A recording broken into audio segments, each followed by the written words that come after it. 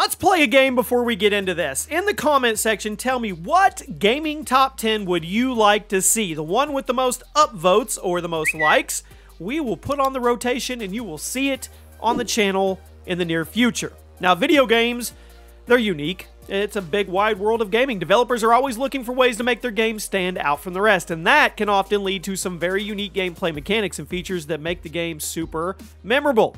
But sometimes, in an effort to be unique, the devs end up they just push players in the opposite direction. Welcome to ChaosGaming, everybody. Today, we're going to be looking at some of the most hated game mechanics in video game history.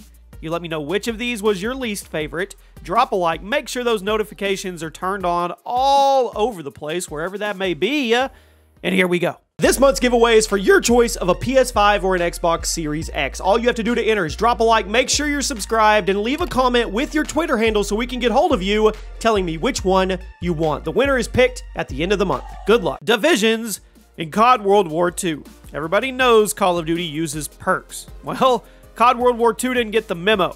They tried to shake things up with the divisions mechanic, and I'm pretty sure everybody in the community hated it. Rather than giving you your 3 perk categories to pick from, COD, well, it only had 1 perk for each class, and the rest of the abilities were filtered into divisions. Now, each division had to be leveled up, and as you progressed, you could unlock more abilities. It was kind of like a mix between a normal perk system and the specialist system in Modern Warfare 3, but most fans hated it because of how much customization it removed from the game. Nobody wanted to be limited to 1 perk. I mean, why couldn't we mix and match the division abilities? It was a weird experiment, and it failed. Armor abilities in Halo Reach. Now, most people love Reach today. The game was extremely controversial upon its release, though, due to the addition of armor abilities. It let you pick from 5 abilities at the beginning of each match, and these dramatically changed the way the game was played. They included sprinting, jetpacks, active camo, dodge rolls, decoys, and the widely hated armor lock. Now, up until this point, Halo was a very simple and straightforward shooter, but Reach greatly changed the way people played multiplayer, and a lot of newcomers loved it. But a huge portion of the old school Halo community despised the armor abilities and how much they altered the pace of the game. Like I said, most people love Halo Reach today, but when it came out, whew, not so much. Role queue in Overwatch. Yes, the hero shooter everybody knows about. Pick your character from 3 categories, work with your teammates, complete the objectives, but for the first few years of the game's life, there was no limit on how many characters from each class could be on the battlefield. So each team had 6 players, but if you wanted, you could have 5 medics or a tank, or maybe 3 DPS characters with 2 tanks and a medic. Eventually, this gave birth to the GOATS meta, and Blizzard felt this was too far removed from what they envisioned Overwatch to be. So, in mid-2019, they introduced Role Queue, which now forced each team to have 2 characters of each class on the field at all times. Now, this did bring the game closer to Blizzard's vision, but it also pissed off a lot of people because the DPS players now had extremely long matchmaking queues, and it led to the experience overall being extremely inconsistent. Today, Role Queue is still a divisive topic in the Overwatch community, as many people understand why it was in the game, but they don't think it was worth it. At number 7, tripping in Super Smash Bros. Brawl. Now, following the extremely fast pace and high skill ceiling of Melee, Nintendo wanted Brawl to be more casual, more chill. This led to them dramatically slowing down the pace and adding a few mechanics in the playing field even more. Now, one of those mechanics was tripping, which was exactly what it sounded like. Every time you pushed a direction on the control stick, there was a 1% chance your character would just fall over and become immobile for a couple seconds, which gave your opponent an opportunity to get away from you or run up and destroy you. But it gets worse. Certain attacks in Brawl could force the opponent to trip. So walking had a 1% trip rate, right? Certain attacks like Bowser's F-tilt or Falco's down smash had a 40% chance of causing the opponent to trip in addition to taking damage from the hit. It was stupid. I don't think there's a single person who liked it. Next up is Rage in Smash 4, arguably even more hated than tripping. It was introduced in the following Smash game, and it changed the way the game was played competitively, not in a good way. Rage would make it where your attacks would do more damage if you had already taken a lot of damage, which meant you could get a whole bunch, and then you could just kind of back up and start camping and spamming attacks that were way stronger than your opponents. Rage made Smash 4 a slower paced game. I mean, it was probably more slow than it was supposed to be, and certain characters were straight up busted. I mean, thank goodness Nintendo nerfed it in Smash Ultimate. At number 5, tag teaming in Street Fighter X Tekken.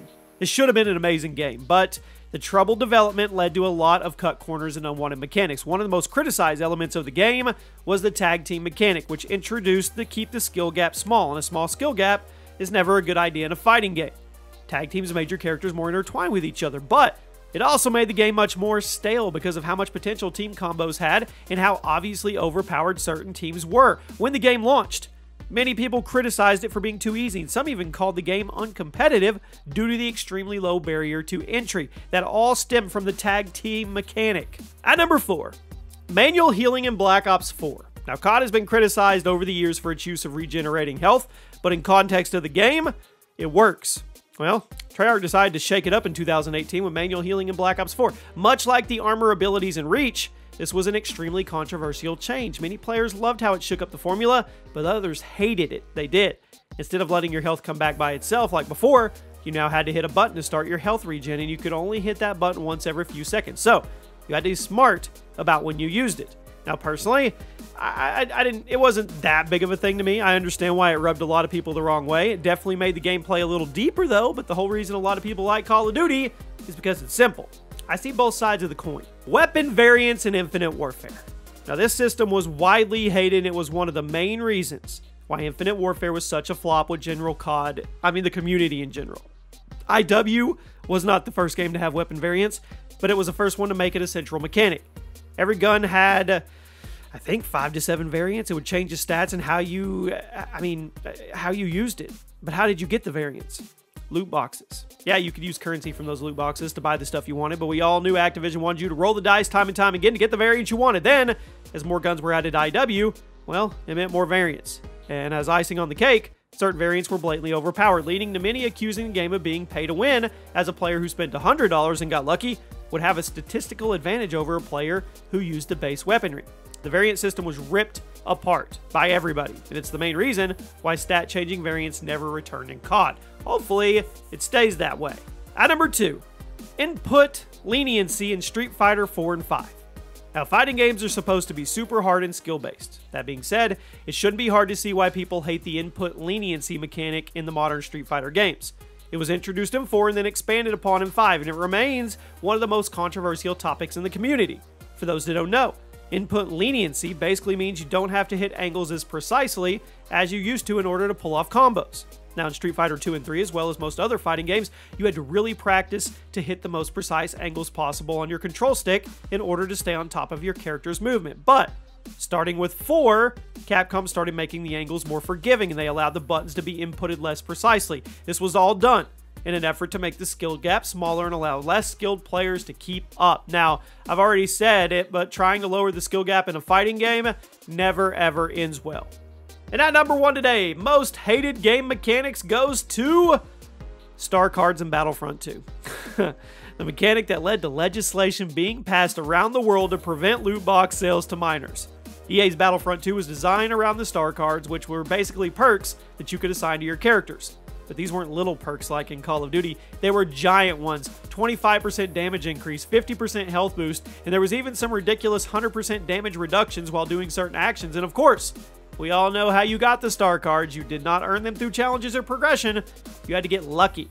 Pull them out of loot boxes. The original version of Battlefront 2 was blatantly pay to win, and it was the most egregious showing of loot boxes in gaming history. Now, EA quickly reversed course and reworked the system, but the damage had been done. The gaming industry is still feeling the effects of EA's blunder here, and in a way, I'm kind of glad it happened. If Battlefront 2 wasn't such a disaster, loot boxes likely would still be commonplace in AAA games. Have you noticed that in the last couple years? Loot boxes have disappeared. Poof. Gone. Well, you can thank Battlefront 2 for a lot of that. And there you have it. The most hated game mechanics ever.